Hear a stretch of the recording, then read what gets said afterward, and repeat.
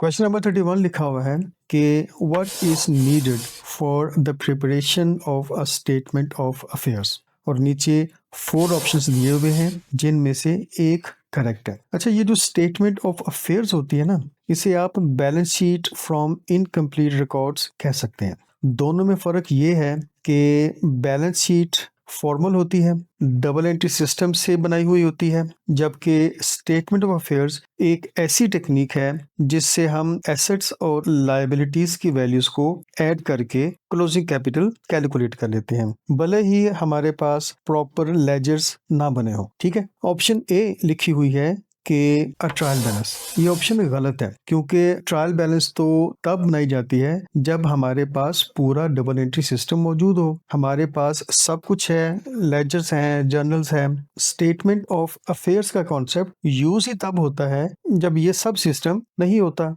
या इनकम्प्लीट होता है। ऑप्शन बी लिखी हुई है कि एन इनकम स्टेटमेंट, ये ऑप्शन भी गलत ही है, क्योंकि ये स्टेटमेंट ऑफ अफेयर्स बनाने के लिए कोई प्राइमरी सोर्स नहीं है, बल्कि ये तो खुद एक सेपरेट स्टेटमेंट है जो बिजनेस की परफॉर्मेंस शो करती है। ठीक हो गया। ऑप्शन सी लिखी हुई है कि बुक्स ऑफ प्राइम एंट्री, ये ऑप्शन भी गलत है, क्योंकि ये रिकॉर्ड कीपिंग की इनिशियल बुक्स होती हैं, जैसा कि सेल्स डे बुक हो गई, परचेजेस डे बुक हो गई, वगैरह वगैरह। ठीक है, और मजीद ये कि ये जो बुक्स ऑफ प्राइम एंट्री हैं, ये डबल एंट्री सिस्टम का पार्ट होती हैं। ठीक हो गया। ऑप्शन डी लिखी हुई है कि values of assets and liabilities, ये ऑप्शन बिल्कुल ठीक है, क्योंकि स्टेटमेंट ऑफ अफेयर्स बनाने के लिए हमें लेजर्स नहीं चाहिए, हमें ट्रायल बैलेंस नहीं चाहिए, हमें तो बस एसेट्स की वैल्यूज और लायबिलिटीज की वैल्यूज चाहिए। इन्हीं वैल्यूज को ऐड करके हम क्लोजिंग कैपिटल कैलकुलेट कर लेते हैं। तो करेक्ट ऑप्शन है